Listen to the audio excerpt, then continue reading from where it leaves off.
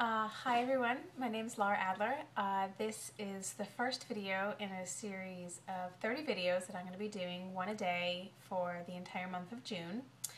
This is a project that I and a group of my peers of other holistic health and wellness practitioners have decided to do, called 30 Videos in 30 Days.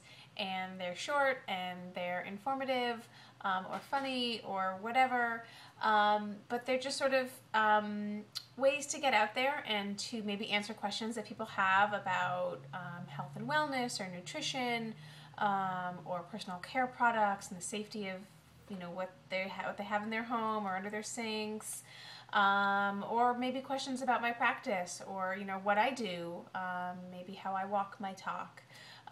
So this is the first one, and today's video is about sunscreen. I'm going to share with you about sunscreen because we just sort of tied up Memorial Day weekend this past weekend, and it's been scorching hot in New York City.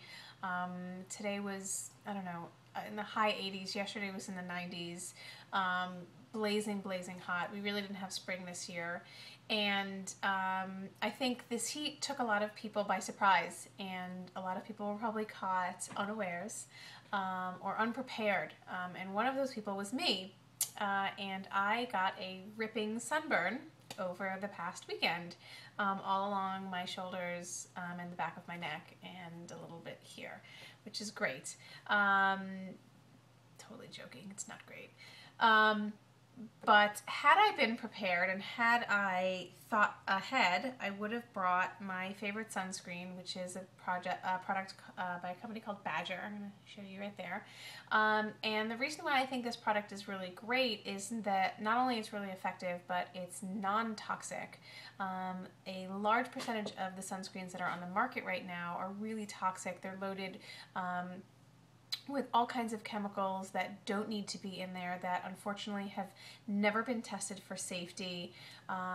The personal care product industry in which sunscreen falls into, among things like makeup and shampoo and deodorant and body lotions and shaving cream and all that stuff, that industry has very little regulation in terms of what they can include ingredient-wise in their products. So they can really put anything they want, and the ingredients don't need to be tested for safety, which means that they include in a lot of these products known carcinogens, neurotoxins, hormone and developmental and reproductive toxins, and this is stuff that we're slathering on our skin in pretty large quantities throughout the summer. These sunscreens, the most popular sunscreens on the market, are those ones that have like the dry touch technology, they call it. And what they use to get that dry touch sensation are what are called nanoparticles, which means that the particles, the ingredients, the sizes are so tiny that they actually soak into your skin. And when they do that, our skin is our largest organ. It lives and breathes like all of our other organs. And when it soaks into your skin, it really gets into your bloodstream, and it's really toxic, and it's bad. It's bad for us. It's bad for us, it's bad for children, it's bad for the environment. It's bad for aquatic life when your sunscreen washes off into the water. So there's just no win. The other side is that oftentimes these top-selling sunscreens are not actually very effective at protecting you against the type of UV rays, ultraviolet rays, that can cause skin cancer and sun damage.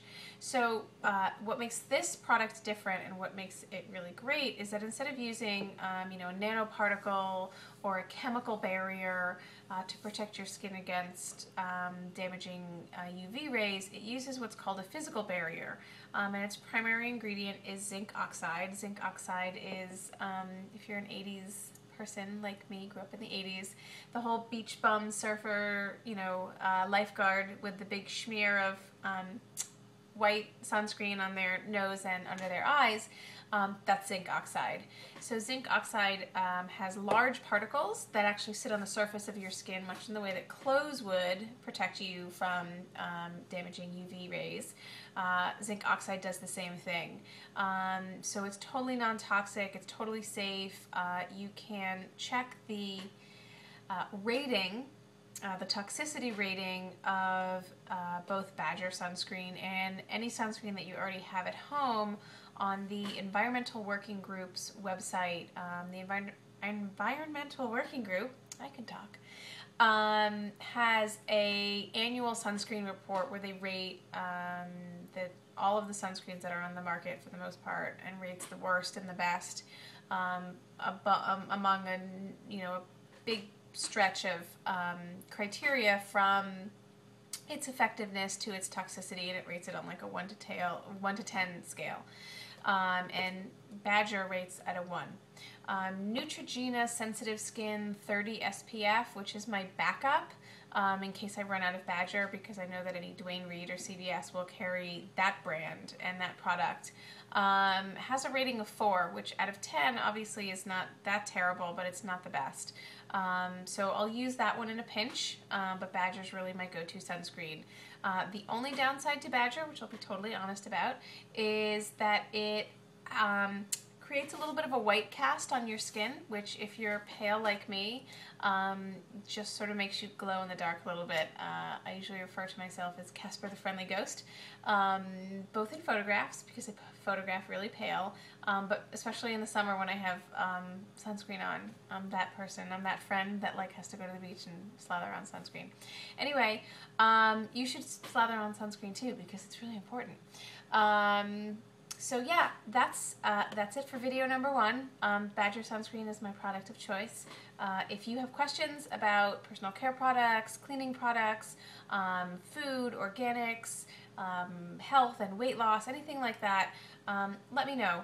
These videos are for you. I'm doing 1 a day, like I said, for the month of June. And you can email me at laura@lauraadler.com and put the title video in your subject line, and if you have a question, I will make a video for you. That's it. Have a great summer. See you tomorrow. And don't forget to drink lots of water and put on your sunscreen. Bye.